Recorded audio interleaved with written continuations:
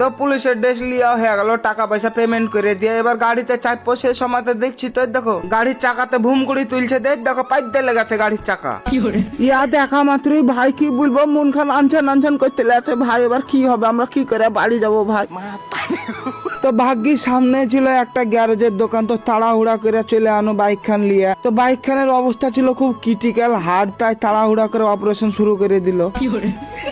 তো ভাই কি বলবো ভাই, মনও খারাপ আর মনে মনে ভাবছি যে এই বড় দুর্ঘটনা হলো কিভাবে। আমার তো মন বলছে বাড়া এই দুজনাই পানতি, ইয়ারে লেগে গাড়ির চাকা লিক হইলো। তো তারপর প্রায় 2-3 বছর দাঁড়িয়ে থাকার পর আমার গাড়ির অপারেশন কমপ্লিট হইলো। তো খুব চুলকি হইলো, এবার বাড়ি যেতে হবে, নাহলে পরে দেখো পিছনে যে ছেলেটা বসে আছে ওর বহু ফোন করে ওকে বলছে তাড়াতাড়ি বাড়ি আইসো নাহলে ঢিপাবো। তো যাওয়া করতে করতে অবশেষে বাড়ির দিকে রওনা দিয়ে দিন। তো ভিডিও কান তোমরা কেমন লাগলো একটু কমেন্টে জানাবা, আর ভিডিও কান লাইক কমেন্ট শেয়ার করে দিবা। আর এরকম মজার ব্লগ ভিডিও দেখতে হলে ইউটিউব থেকে দেখলে ইউটিউবের চ্যানেলটা সাবস্ক্রাইব করে দিবা ফকরা নসিব, আর ফেসবুক থেকে দেখলে ফেসবুক পেজটাকে ফলো করে দিবা ফকরা নসিব। জিন্দাবাদ, বাই।